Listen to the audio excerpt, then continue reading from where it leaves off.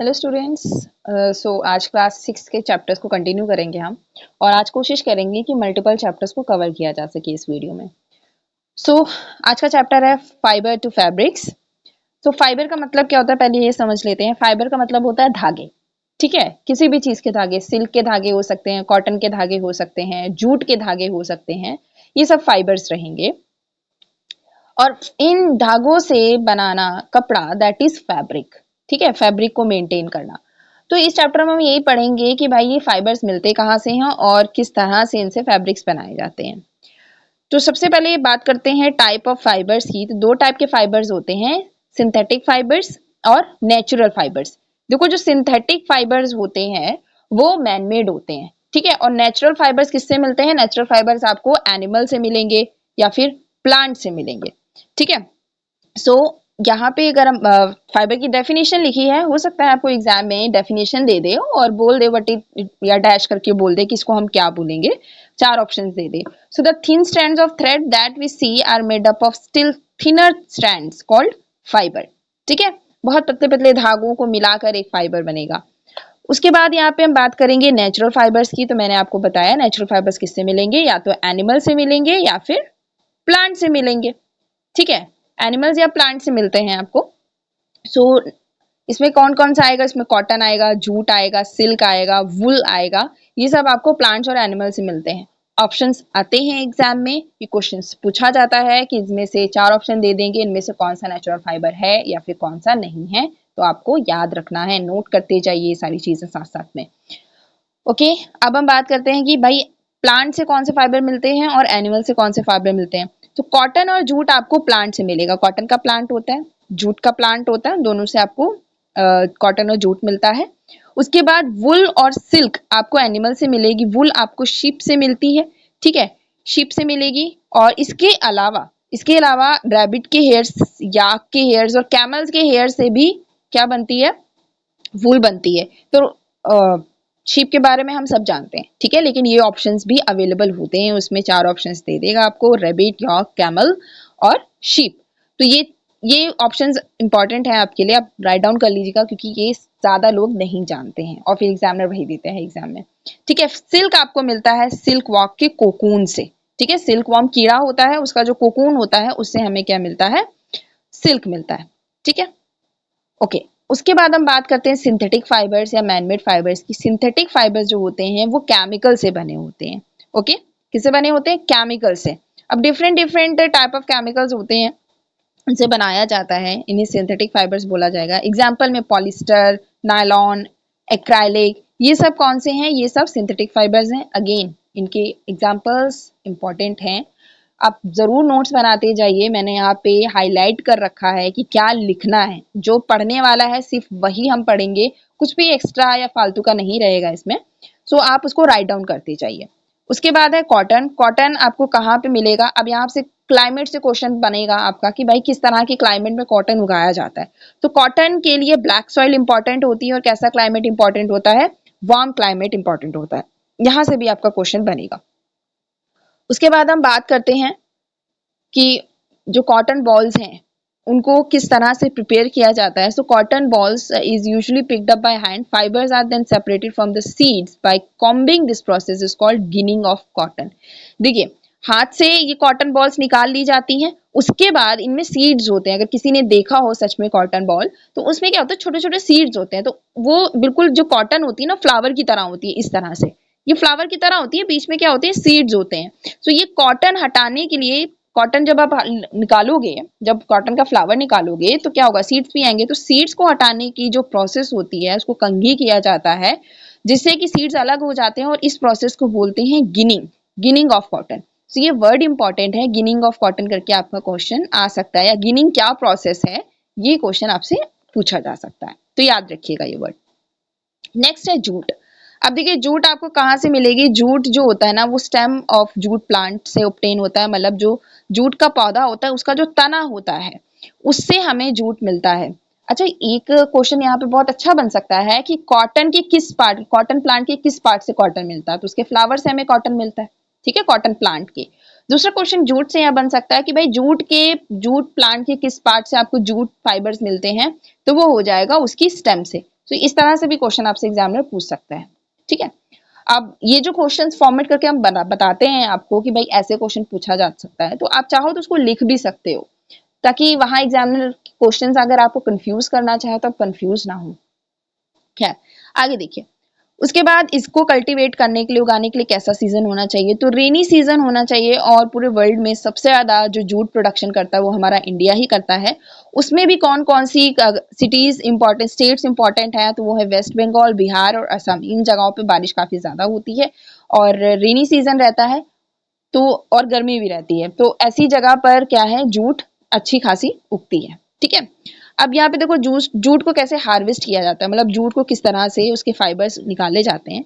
तो जब उसकी फ्लावरिंग स्टेज होती है, उस टाइम पे क्या करते हैं, जो स्टेम्स होती हैं जूट की, उनको क्या करते हैं, पानी में डुबो के रखते हैं, सड़ाते हैं, ठीक है। तो ऊपर का जो फाइबर होता है वो हट जाता है, ऊपर की जो उसकी स्टेम होती है वो बिल्कुल सॉफ्ट हो जाती है। सॉफ्ट होने के बाद उससे क्या निकाले जाते हैं, फाइबर्स निकाले जाते हैं, उन्हें हाथ से सेपरेट किया जाता है, फिर उन फाइबर्स से रस्सी बनाई जाती है, ठीक है। यार्न बनाया जाता है, जूट की रस्सी सबने देखी ही होगी, ठीक है। यार्न का मतलब होता है गोला, जैसे ऊन का गोला होता है उसी तरह से।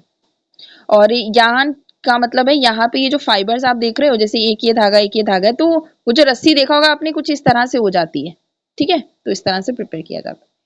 नेक्स्ट है spinning of cotton, cotton yarn. अब देखो, कॉटन का जो मैंने बताया था फ्लावर रहता है और उसकी इस तरह से छोटे छोटे रेशे निकलते हैं। अब उसको मिलाकर एक बड़ा सा फाइबर बनाना, उसको क्या किस तरह से बनाया जाएगा, तो जो कॉटन का फाइबर बनाया जाता है वो स्पिनिंग से बनाया जाता है। चरखा, चरखा भी स्पिनिंग के लिए यूज किया जाता है, ठीक है। अब यहाँ पे देखिए स्टेप पूछे जा सकते हैं आपसे, कॉटन की रिगार्डिंग आपसे स्टेप पूछे जा सकते हैं कि भाई कॉटन फाइबर कैसे बनेगा। तो सबसे पहला तो स्टेप क्या था कि फ्लावर को हमने हैंड पिकिंग मेथड से निकाला, ठीक है, हैंड पिकिंग की फ्लावर की।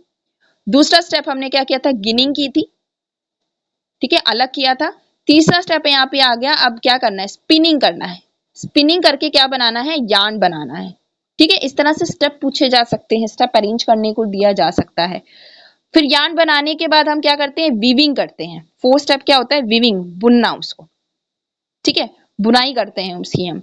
तो उसके बाद पांचवें स्टेप पे आपको पूरा क्लॉथ मिलेगा, फैब्रिक मिलेगा। तो इस तरह से 5 स्टेप्स आपको दिए जा सकते हैं, अरेंज करने के लिए दिया जा सकता है। तो ये भी आप जरा लिख लीजिए, आप हेडिंग डाल के ऐसे लिख सकते हैं, प्रिपरेशन ऑफ कॉटन फैब्रिक, ठीक है, प्रिपरेशन ऑफ कॉटन फैब्रिक। तो इस तरह से आपसे क्वेश्चंस पूछे जा सकते हैं, उसमें ऑप्शंस दिया जा सकता है।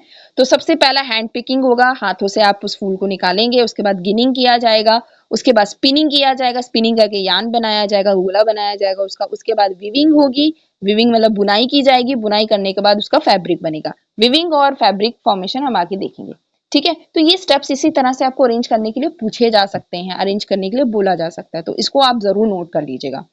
ओके, अब यहाँ पे देखो स्पिनिंग कैसे की जाती है। स्पिनिंग चरखा से की जाती है, चरखा से। इसके अलावा जो पुराने जमाने में कहीं कहीं पे तकली से की जाती थी, ये सुई जैसी जो प्रोसेस देख रहे हो आप, इसको तकली बोलते हैं। इससे भी स्पिनिंग की जाती थी, ठीक है। चरखा जो फेमस हुआ वो महात्मा गांधी जी की वजह से फेमस हुआ। तो तकली किस लिए यूज की जा सकती है, इससे भी क्वेश्चन आपका बन सकता है। ये कॉटन की स्पिनिंग करने में हेल्पफुल होती है, ठीक है। उसके अलावा यहाँ पे एक हिस्ट्री से रिलेटेड क्वेश्चन है या पॉइंट है, जो कि एग्जाम में पूछा भी गया है। To popularise promote khadi, the government of India constituted a body called Khadi and village industries commission in 1956, ठीक है। ये कॉन्स्टिट्यूशन बॉडी है, हमारे कॉन्स्टिट्यूशन में भी इसके बारे में मेंशन है, खादी के बारे में। Khadi and village industry commission in 1956 में आया था, ये प्रमोट करने के लिए खादी को। तो ये बहुत इंपॉर्टेंट हो जाता है, ये आपसे एग्जाम में क्वेश्चन पूछा जा सकता है, ठीक है। ओके, अब यहाँ पे यार्न टू फैब्रिक बनाना है। फैब्रिक किस तरह से बनेगा, तो उसके लिए वीविंग की जाती है, फैब्रिक फॉर्मेशन करने के लिए। वीविंग में क्या होता है, 2 सेट्स होते हैं, ठीक है। अभी देखिएगा वीविंग इंपॉर्टेंट है, ये चीज इंपॉर्टेंट है कि यहाँ पे 2 सेट्स ऑफ यार्न लिए जाते हैं, मतलब 2 ऊन के गोले लिए जाएंगे और वो धागे आपस में बुने जाएंगे, ठीक है। 2 इंपॉर्टेंट है ये, ठीक है। अब यहाँ पे जरा डायग्राम देखिए, तो यहाँ पे देखिए 2 कलर के अलग अलग स्टेप्स लिए गए हैं, ये मेंशन करने के लिए 2 अलग अलग धागे लिए जाते हैं, तो उनको आपस में इस तरह से बुना जाता है। वीविंग करके क्या बनता है, हमारे पास फैब्रिक बन जाता है, ठीक है। वीविंग और निटिंग में क्या डिफरेंस है, निटिंग का मतलब होता है बुनाई करना, ठीक है। तो यहाँ पे डिफरेंस पूछा जा सकता है या फिर प्रॉपर्टी पूछी जा सकती है। तो निटिंग में क्या होता है, आप जानते हो, आपने देखा होगा स्वेटर बुनती है मम्मी तो एक ही धागा यूज करती है, दो नहीं यूज करती। तो एक धागे से अगर बुनाई की जा रही है तो उसको निटिंग बोलेंगे, अगर दो फैब्रिक से बुनाई की जा रही है तो उसको विविंग बोलेंगे। और विविंग जो पहले की जाती थी उस मशीन को हैंडलूम बोला जाता है या लूम्स बोला जाता था। ठीक है, तो ये पुराने तरीके से यहाँ पे आंटी जी आपको दिख रही हैं विविंग करते हुए या बुना फैब्रिक बनाते हुए, तो इसको हम बोलते हैं हैंडलूम्स या फिर लूम्स। ठीक है, और निटिंग मैंने बता दी, उसमें सिंगल धागा होता है। तो ये पूछा जा सकता है। उसके बाद यहाँ पर आपको एक प्रोसेस बताया गया है, इससे भी क्वेश्चन आपका बन सकता है कि किस तरह से फैब्रिक बना। तो जो मैंने ऊपर बताया था आपको स्टेप, तो कॉटन रोल्स लिए गए। ठीक है, कॉटन रोल्स या बॉल्स जो कि खेतों से जाकर फ्लावर उखाड़ पिक करते हैं हम। उसके बाद उसका गिनिंग किया गया, गिनिंग करने के बाद फाइबर बना, फाइबर करने के बाद स्पिनिंग हुई, स्पिनिंग फाइबर की स्पिनिंग करके यार्न बनाया गया। और उसके बाद जो निटिंग या वीविंग से क्या बना, फैब्रिक बना। तो ये स्टेप भी लिख लीजिएगा, ऐसे भी आपसे पूछा जा सकता है, और जो ऊपर मैंने प्रोसेस बनाया उससे भी आपसे पूछा जा सकता है। तो ये चैप्टर आपका खत्म हो गया। नेक्स्ट चैप्टर स्टार्ट करते हैं। हमारा नेक्स्ट चैप्टर है सेपरेशन ऑफ सब्सटेंसेस, मतलब दो मिले हुए सब्सटेंसेस को किस किस तरह से अलग किया जाएगा। इसमें बहुत सारी ऐसी प्रोसेसेस है जो आप डेली लाइफ में यूज करते हो, और इससे काफी सारे एग्जांपल्स और क्वेश्चंस पूछे जाते हैं। ठीक है, जैसे कि यहाँ पे पहले दिया है चर्निंग ऑफ मिल्क, मिल्क से कर्ड निकालना या फिर घी निकालना, तो इसको चर्निंग बोला जाता है। अब एग्जाम में ऑप्शंस पूछे गए हैं, पहले भी क्वेश्चंस आए हैं। एक तरफ आपको लिख दिया जाएगा मिल्क से कर्ड किस तरह निकाला जाता है या घी किस तरह निकाला जाता है, दूसरी तरफ आपको ऑप्शंस दे दिए जाएंगे चर्निंग से, फिल्ट्रेशन से, या अलग अलग ऑप्शंस। तो वहां पे आपको चर्निंग चूज करना है। तो इस तरह से इस चैप्टर से आपसे क्वेश्चन एग्जाम में पूछे जाएंगे। खैर आगे चलिए कंटिन्यू करते हैं मेन पार्ट पे। तो यहाँ पे एक चार्ट दे रखा है, इससे भी क्वेश्चंस बनेंगे। सेपरेट स्टोन फ्रॉम राइस, तो जो चावल में कंकड़ होते हैं वो कैसे अलग करते हैं, तो भाई वो सिंपली हम क्या करते हैं कि हाथ से, हैंड पिकिंग मेथड, हाथ से बिन के निकाल देते हैं। उसके बाद churning of milk to obtain butter, तो इसमें क्या होता है, इसमें एक यूजफुल कंपोनेंट होता है और दूसरा इम्प्योरिटी की तरह बाहर निकाल दिया जाता है। टी को हम कैसे करते हैं, टी लीव्स छानते हैं नॉर्मली, तो इसमें से जो टी लीव्स होती हैं वो हमारे लिए हार्मफुल होती हैं, इम्प्योरिटी होती है एक तरह से, और दूसरा कंपोनेंट हमें यूज करने के लिए मिलता है। ठीक है, तो यहाँ पे एक्चुअली में ये जो चार्ट है ना वो बताया गया कि इसमें जो सेपरेशन हम कर रहे हैं उसमें एक हमारे लिए यूजफुल होगा और दूसरा हमारे लिए यूजफुल नहीं होगा, हार्मफुल होगा। तो इसको एक बार देख लीजिएगा, खैर इतना खास नहीं है। खैर यहाँ पे हम बात करते हैं अब सेपरेशन की। तो सबसे पहले हैंड पिकिंग मेथड ही मैंने बताया कि चावल हाथ से बुन के निकाले जाते हैं, बिन के, नॉट भुन के, बिन के निकाले जाएंगे। ठीक है, और दाल वाल जो भी बिननी होती है उससे भी हाथ से बिन के कंकड़ अलग किए जाते हैं। तो यहाँ पर अगर ऑप्शन देना होगा तो वो इस तरह से दे देंगे कि चावल से कंकड़ कैसे निकलते हैं। ऑप्शन, चार ऑप्शन दे देंगे, hand picking, threshing, separation, filtration, कुछ इस तरह से। तो आप ऑप्शन चूज कर लीजिएगा। ठीक है, थ्रेशिंग प्रोसेस क्या होती है, अब ये थोड़ा सा इंपॉर्टेंट आ गया जिसके बारे में कम लोग जानते हैं। थ्रेशिंग में क्या होता है ना, जो स्टाक होता है, मतलब जो चावल का पैडी होता है, पैडी याद रखिएगा धान को बोलते हैं, पैडी वर्ड आपको एग्जाम में मिल सकता है। धान, धान और चावल में अंतर होता है। एक्चुअली पैडी या फिर धान उसको बोलते हैं जिसके ऊपर अभी छिलका होता है, जब छिलका हटा देते हैं तब हम उसे चावल बोलते हैं। तो धान से छिलका हटाने के लिए क्या करते हैं, उस धान की पूरी जो फसल होती है उसको पीटते हैं। यहाँ पे देखिए पत्थर पे पीट रहे हैं। पीटने से क्या होता है, जो चावल होता है ना वो अलग हो जाता है और जो छिलका होता है वो अलग हो जाता है। तो इस प्रोसेस को हम बोलते हैं थ्रेशिंग। ठीक है, beating of grain seeds to free grain seeds. ठीक, तो ये एग्जाम्पल इस तरह से आपसे पूछा जा सकता है। याद रखिएगा पैडी जो रहेगा वो धान को बोलते हैं। उसके बाद है विनोइंग। विनोइंग में क्या होता है, विनोइंग में एक जो रहता है, एक जो इम्प्योरिटी होती है वो हल्की होती है, और जो जो हमें चाहिए होता है, जैसे कि गेहूं चाहिए। ठीक है, या फिर इसी में अगर हम बात करें तो इसमें जो हस्क है या ग्रेन है, ये ग्रेन जो होता है ना ये हैवी होता है। ठीक है, और जो हस्क होता है वो क्या होता है, लाइट वेट होता है, हल्का होता है। तो विनोइंग में क्या करते हैं कि जैसे ये यहाँ पे लेडी देखो ऊपर चढ़ी हुई है और हवा चल रही है, इसके लिए हवा होनी जरूरी है। ठीक है, तो ये सूप से क्या कर रहे हैं, सूपा बोला जाता है इसको, या कुछ जगह पे सुपड़ा भी बोलते हैं। तो जो सूपा होता है ना उससे वो इस तरह से नीचे चालते हुए गिरा रहे हैं, जिससे कि क्या होता है, हवा चलने की वजह से जो हल्का फुल्का कचरा है वो उड़ा जा रहा है, जो हस्क है वो उड़ा जा रहा है, और धान जो है वो नीचे इकट्ठा हुआ जा रहा है। तो इसको हम बोलते हैं विनोइंग। ठीक है, इसमें याद रखिएगा एक चीज हैवी होती है और दूसरी चीज क्या होती है, हल्की होती है। इसके अलावा मिट्टी वगैरह हटाने के लिए भी हम यूज करते हैं इसको। अभी इसमें मिट्टी भी मिली होगी, वो भी हवा से क्या हो जाएगी, उड़ जाएगी। तो इस प्रोसेस को विनोइंग बोलते हैं। उसके बाद है स्विंग की बात करें तो इसको चालना नॉर्मल लैंग्वेज में हम बोलते हैं। तो इसमें इम्प्योरिटीज क्या होती हैं, इम्प्योरिटीज जो होती हैं वो चलनी में ही रह जाती हैं और जो हमारा आटा होता है वो नीचे आ जाता है। इस प्रोसेस को स्विंग बोलते हैं, ठीक है। और यहाँ पे आपने देखा कि पेबल्स को, पेबल्स मतलब छोटे छोटे कंकड़ जो होते हैं, बजरी चालने के लिए यूज करते हैं इसको। हाँ, तो बजरी चालने के लिए भी इसको यूज किया जाता है। इस प्रोसेस को हम बोलेंगे स्विंग। उसके बाद सेडिमेंटेशन, डिकेंटेशन और फिल्ट्रेशन। अब यहाँ पे देखिए ये वर्ड्स तीनों अलग अलग हैं पर एक ही प्रोसेस में इसको यूज किया जाता है। सेडिमेंटेशन का मतलब होता है नीचे बैठना। जैसे कि आपने ग्लास में पानी लिया और उसमें रेत डाल दिया, तो रेत थोड़ी देर में क्या हो जाएगा, नीचे बैठ जाएंगे रेत के पार्टिकल्स। इसको हम बोलते हैं सेडिमेंटेशन। और पानी रह गया आपका इस तरह से, ठीक है। अब यहाँ पे देखो पानी को थोड़ा सा, इस गिलास को थोड़ा सा टेढ़ा करके हम पानी इकट्ठा कर लेंगे, जैसे कि यहाँ पे दिखाया गया। ये रेत यहाँ बैठ गई है। अब जब ये पूरी रेत यहाँ पे बैठ गई तो पानी की ग्लास को थोड़ा सा टेढ़ा करके क्या कर रहे हैं, पानी इकट्ठा कर ले रहे हैं, रेत इसमें रह जाएगी। तो इस प्रोसेस को बोलते हैं डिकेंटेशन, ठीक है। इस प्रोसेस को क्या बोलते हैं, डिकेंटेशन। और अगर डिकेंटेशन नहीं करना है या कुछ ऐसे पार्टिकल्स जैसे कंकड़ है तो हम उसको छान भी सकते हैं। चाय पत्ती है, चाय भी तो छानी जाती है डिकेंटेशन करके। तो छन्नी लगा के हम इसको क्या कर देते हैं, अगर छान रहे हैं तो उसको हम बोलेंगे फिल्ट्रेशन। स्टेनर का मतलब होता है छन्नी, चाय छानने वाली, ठीक है। तो ये प्रोसेसेस थी यहाँ पे।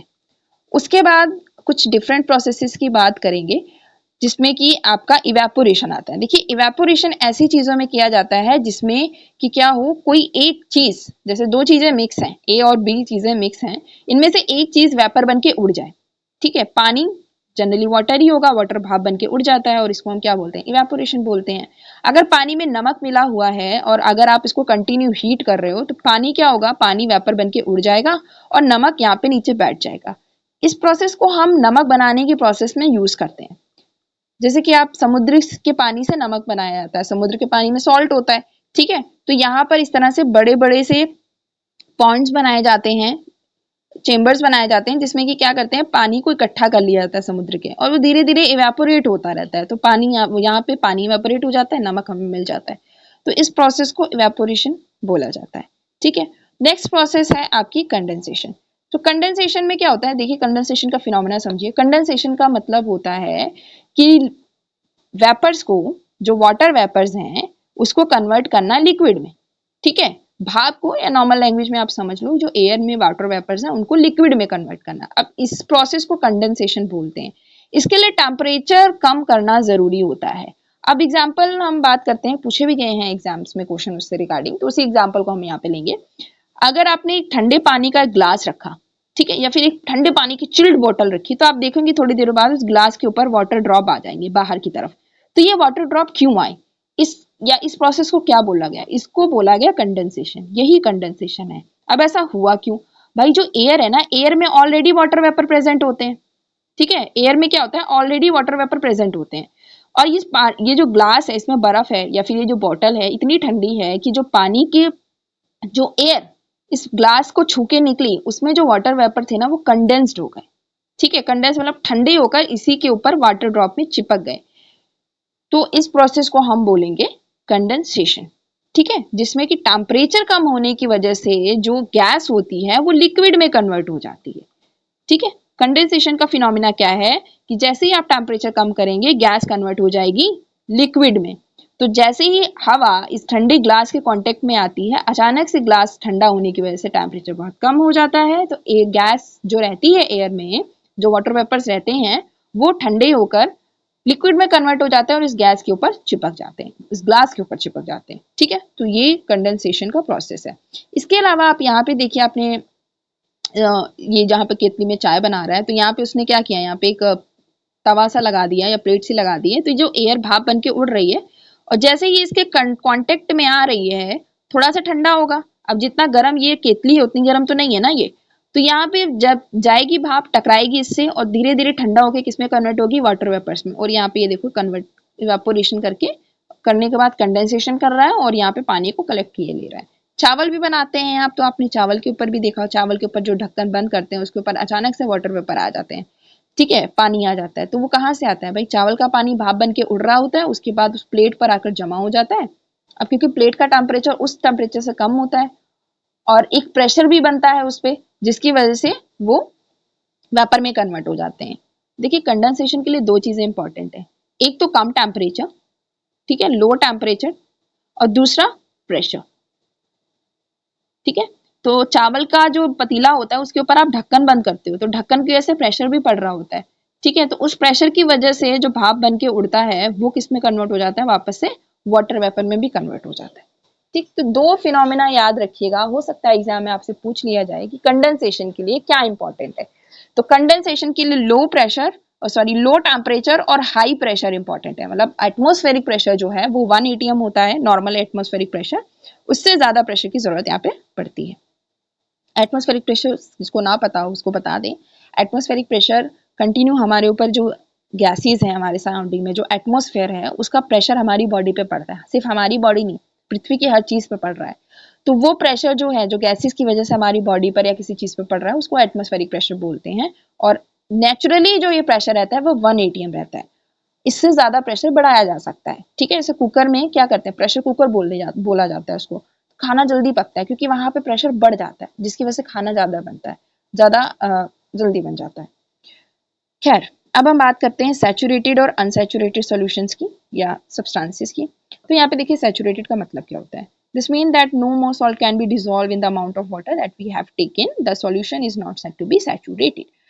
मान लीजिए कि आपने एक ग्लास लिया, इसमें 1 चम्मच चीनी डाली, ठीक है, 1 चम्मच चीनी घोलने के बाद 2 चम्मच चीनी डाली, फिर उसके बाद तीसरी चम्मच चीनी डाल दी, तो 2 चम्मच तो घुल गई पर तीसरी चम्मच की चीनी नहीं घुल रही, मतलब अब उसकी क्षमता खत्म हो चुकी है चीनी को घोलने की। तो जो 2 चम्मच चीनी घोलने के बाद उसकी क्षमता खत्म हो गई ना, इसका मतलब वो क्या बन गया है, सैचुरेटेड बन गया, मतलब अब कह रहा है भाई बस अब और नहीं घोल सकता मैं अपने अंदर कुछ भी, ठीक है। तो वो सैचुरेटेड सॉल्यूशन है। अगर इसमें इसी ग्लास में जिसकी क्षमता 2 चम्मच चीनी घोलने की है, सिर्फ 1 चम्मच चीनी हम डाल दें, मतलब अभी वो 1 चम्मच और घोल सकता है, तो ये सॉल्यूशन अभी कैसा है, ये अनसैचुरेटेड है। तो ये याद रखिएगा, शायद सैचुरेटेड और अनसैचुरेटेड पूछ लिया जाए। तो सैचुरेटेड वाटर या सैचुरेटेड सॉल्यूशन वो सॉल्यूशन होते हैं जिसमें कि घोलने की क्षमता खत्म हो गई होती है, वो अपने अंदर कुछ और डिजोल्व नहीं कर सकते। अनसैचुरेटेड जो होते हैं वो ऐसे सॉल्यूशंस होते हैं जिनमें कि आप अभी उसमें इतनी टेंडेंसी होती है कि उसमें अभी कुछ और घोला जा सके, ठीक है।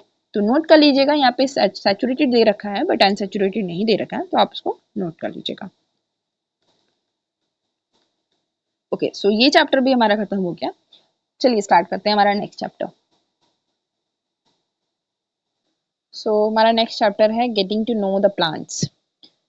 प्लांट से रिलेटेड और भी वीडियोस मैंने बनाए थे, जो स्टार्टिंग में बनाए थे, उसके लिंक डिस्क्रिप्शन में है, आप जाके जरूर देख लीजिएगा क्योंकि उसमें बहुत डिटेल में प्लांट्स के बारे में मैंने बताया है और एग्जाम रेलिवेंट है वो।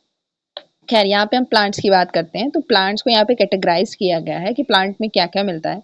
सो प्लांट्स की अगर बेसिकली हम बात करें, प्लांट में रूट्स रहती हैं, ठीक है, शूट होती है या स्टेम आप इसको बोलते हो, स्टेम, लीफ, फ्लावर, ये सारी चीजें आपको एक प्लांट में देखने को मिलेंगी। 2 सिस्टम होते हैं, root system and shoot system, ठीक है। रूट सिस्टम में रूट्स आएंगी और शूट सिस्टम में रूट के ऊपर का पूरा पार्ट आएगा, मतलब उसमें लीव्स आएंगी, स्टेम आएगा, या स्टेम में जो भी इंक्लूडेड होता है वो सब किसमें आता है, शूट सिस्टम में आता है। प्लांट्स को बेसिकली यहाँ पे 3 कैटेगरी में डिवाइड किया गया है, हर्ब, शब एंड ट्रीज। अगर हम बात करें यहाँ पे हर्ब्स की, सो जो हर्ब्स होते हैं ना, कंप्लीटली ग्रीन प्लांट्स होते हैं, इनमें कोई भी वुडी पार्ट नहीं होता है और ये बहुत ही कम हाइट के होते हैं, ठीक है। Plants with green and tender stem are called herbs, usually short, may not have many branches, बहुत ज्यादा ब्रांचेस भी नहीं होती हैं और बिल्कुल ग्रीन रहते हैं ये, ठीक है। उसके बाद अगर हम बात करते हैं श्रब्स की, तो जो श्रब्स होते हैं उनमें आपको ब्रांचेस मिलेंगी, बेस ऑफ स्टेम मिलेगा, stem is hard but not very thick, ठीक है, ये करेक्टरिस्टिक है, स्टेम हार्ड रहेगी लेकिन बहुत ज्यादा थिक नहीं रहेगी, और ऐसे प्लांट्स को हम क्या बोलेंगे, श्रब्स बोलेंगे। अगर जो स्टेम है बिल्कुल ग्रीन सी होती है, पत्ती सी होती है, जैसे पालक हो गया, ठीक है, पालक हो गया, ये आपके किस में आएगा, ये आपका हर्ब्स में आ जाएगा। और श्रब्स में स्टेम रहेगी, हार्ड स्टेम रहेगी, ओके। उसके बाद हम बात करते हैं टॉल प्लांट्स की, तो भाई टॉल प्लांट्स आप जानते ही हो, बहुत ही थिक होते हैं, उनकी जो तना होता है लकड़ी का होता है, बहुत ही हार्ड स्टेम होता है, ब्रांचेस होती हैं और काफी ज्यादा हाइट होती है उनकी, ठीक है। उसके अलावा हम बात करते हैं यहाँ पे क्रीपर्स और क्लाइंबर्स की।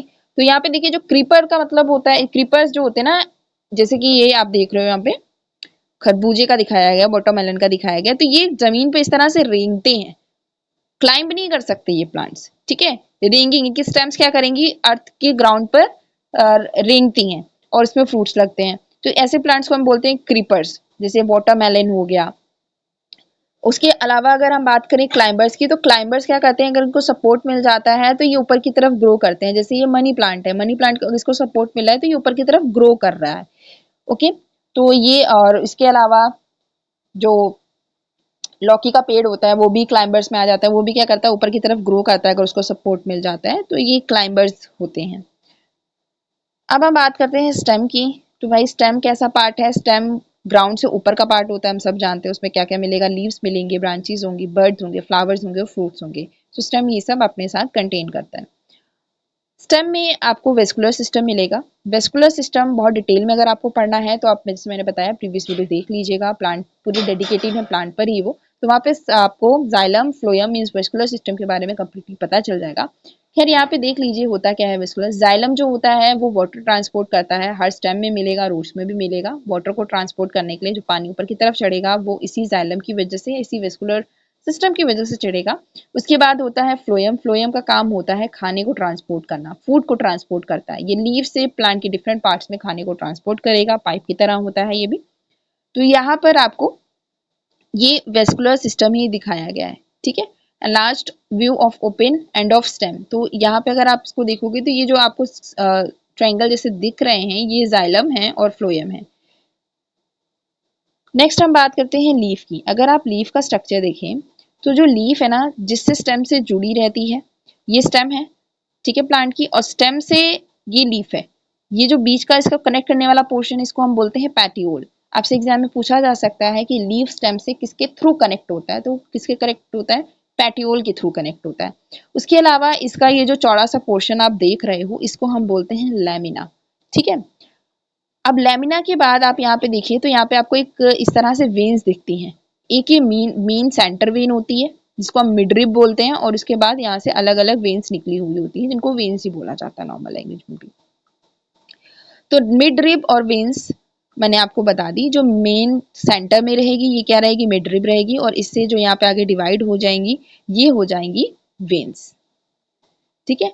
अब ये जो वेन्स का जो अरेंजमेंट होता है ना, सब अलग होता है। जैसे कि आपने इस लीफ में देखा, इस लीफ में कुछ इस तरह से वेन्स है, कुछ लीव्स में सिर्फ डायरेक्ट ऐसे गई होती है, कुछ में इस तरह से डिवाइड होती हैं, और कुछ पत्तियां इस तरह से होती हैं जिनमें इस तरह से लंबी लंबी वेन्स गई होती हैं। तो ये जो वेन्स का अरेंजमेंट है लीव्स में, इसको बोलते हैं वेनेशन, ठीक है। इसको बोला जाता है लीफ वेनेशन, जिसमें वेन्स क्या होती हैं, अलग अलग तरह से डिजाइंड होती हैं या बनी होती हैं। अब ये वेनेशन दो टाइप का होता है, रेटिकुलेट और पैलर वेनेशन। यहाँ पे आप पिक्चर में देखिए, ये रेटिकुलेट वेनेशन है जिसमें मिडरिब सेंटर में होती है और उससे क्या होती है, वेन्स निकली हुई होती है, इसको बोलते हैं रेटिकुलेट वेनेशन।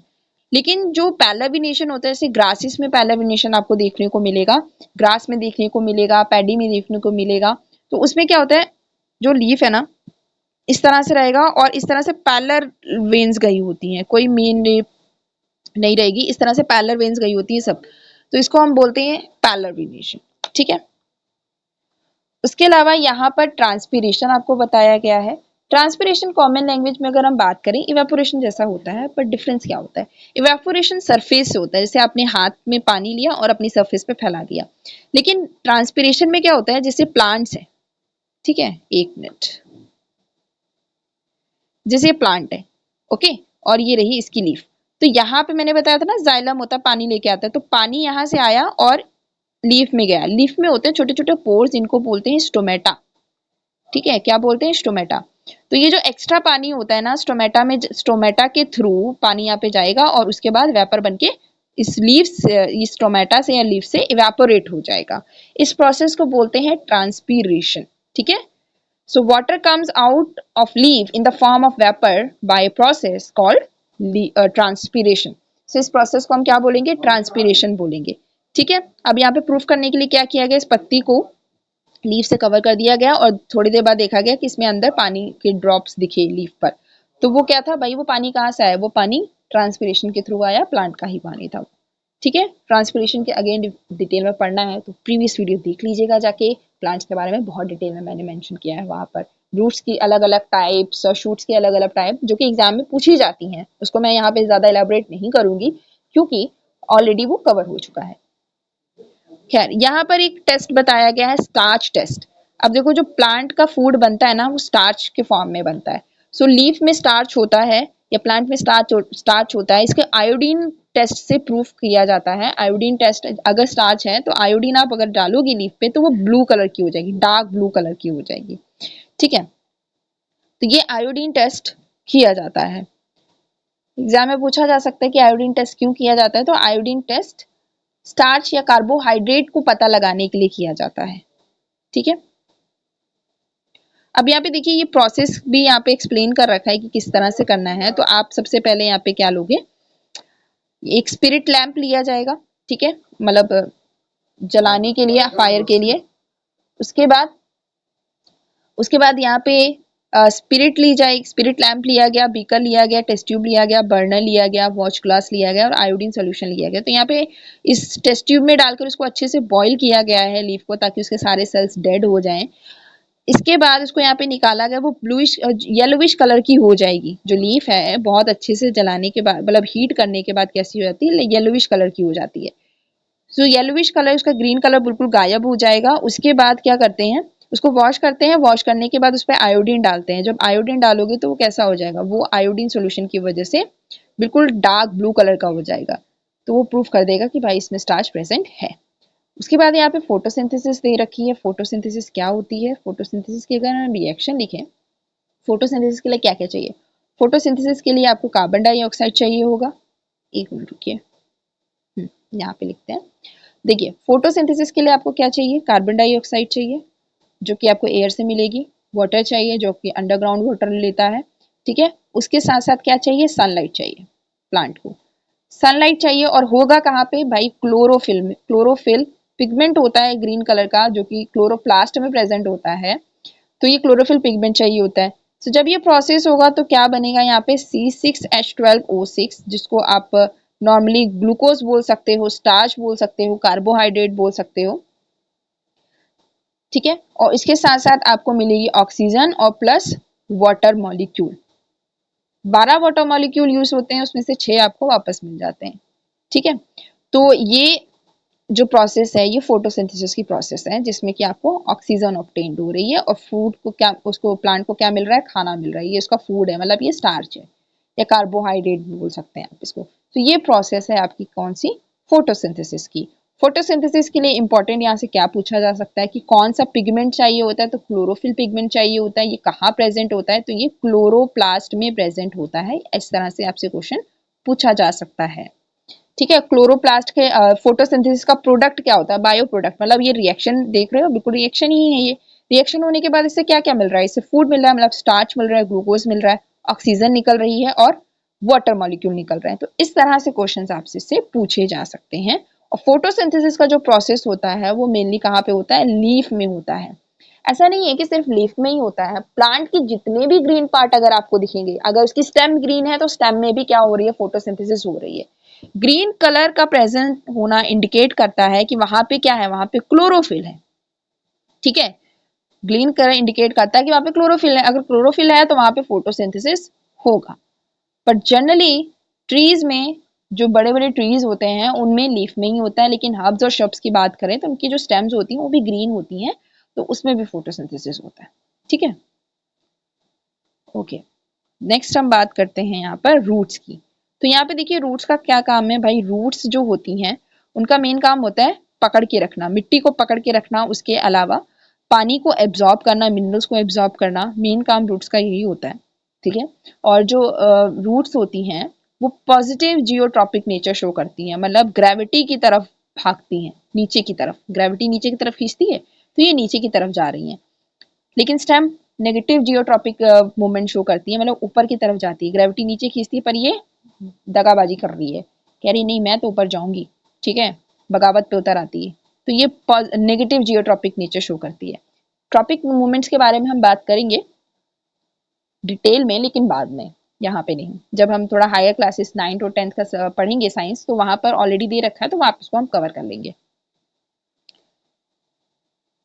ओके, यहाँ पे कुछ एक्टिविटीज दे रखी हैं जो कि बता रही हैं कि रूट सिस्टम और शूट सिस्टम की।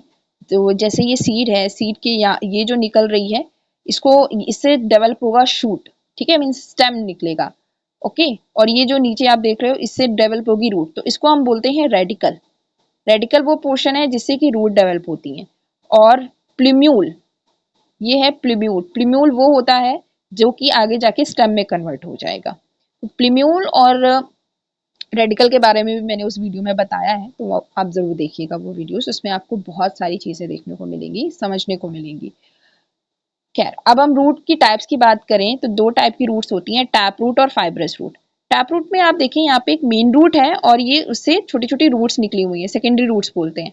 फाइब्रस रूट में कोई भी मेन रूट नहीं है, सब एक जैसी दिख रही है, ठीक है, और ये बिल्कुल बकड़ी का जाला बना लेती हैं, गुच्छा सा बना लेती हैं, ठीक है। तो टैप रूट में एक मेन रूट होती है, काफी गहराई तक गई होती है। फाइब्रस रूट बहुत ज्यादा गहराई तक नहीं गई होती हैं, ये ऊपर तक ही रहती हैं, छोटे छोटे हर्ब्स या शब्द में और ग्रासेस में आपको जनरली ये देखने को मिलेगी, ठीक है। लेकिन इनकी पकड़ टैप रूट से ज्यादा मजबूत होती है, क्योंकि कील की तरह बिल्कुल कील की तरह नीचे गई होती है, तो कील को आप यहाँ से ऊपर से हिस्सा पकड़ के निकालो, आराम से निकल जाएगी। लेकिन अगर इसी कील को ऐसे मोड़ दो तो आसानी से नहीं निकल सकती। तो यहाँ पे ये जो रूट है ना, ये रूट्स बिल्कुल इस तरह से गुच्छा बना लेती हैं, जिसको उखाड़ना बड़ा मुश्किल होता है, तो बहुत ही अच्छे से मिट्टी को पकड़ के रखती हैं, ठीक है। फाइब्रस रूट्स, फाइब्रस और टैप रूट्स के बारे में डिटेल में जरूर पढ़िएगा।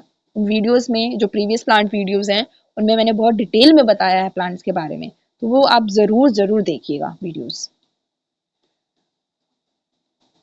ओके, नेक्स्ट हम बात करते हैं यहाँ पर फ्लावर्स के बारे में। देखिए, फ्लावर्स की अगर हम बात करें, जो फ्लावर है ना, मेन रिप्रोडक्टिव पार्ट है प्लांट का, मतलब रिप्रोडक्शन करने के लिए मेन कौन है? फ्लावर है। फ्लावर रिप्रोडक्शन करता है, फ्लावर से सीड्स बनते हैं, ठीक है। तो फ्लावर की अगर हम बात करें तो फ्लावर में क्या क्या होता है, तो फ्लावर्स में सबसे पहले आप कलरफुल पेटल्स देखते हो, ये रही पेटल्स, ये जो कलरफुल चीजें हैं ये पेटल्स हैं। इन्हीं पेटल्स के नीचे छोटा सा ग्रीन सा आप पोर्शन देखते हो कि इसको हम बोलते हैं सेपल्स, ठीक है, इसको बोलते हैं सेपल्स। दो तरह के फ्लावर्स होते हैं, यूनिसेक्सुअल और बाइसेक्सुअल। यूनिसेक्सुअल फ्लावर्स वो होते हैं ये जो या तो सिर्फ मेल होंगे या फिर सिर्फ फीमेल होंगे, यूनिसेक्सुअल फ्लावर्स। बाइसेक्सुअल फ्लावर्स में दोनों ही मेल और फीमेल रिप्रोडक्टिव पार्ट दोनों ही प्रेजेंट होते हैं, ठीक है। अब बात करते हैं रिप्रोडक्टिव पार्ट्स की, तो बात करते हैं इसकी। देखिए, जब आप पेटल्स हटा देंगे तो आपको दो चीजें मिलेंगी, स्टेमेन और पिस्टल, ठीक है। स्टेमेन जो है वो मेल पार्ट है फ्लावर का, और पिस्टल जो है ये फीमेल पार्ट है फ्लावर का, ठीक है। स्टेमेन की बात करें तो इसमें दो चीजें होती हैं, एंथर और फिलामेंट। इस एंथर के अंदर होता है पोलन ग्रेन,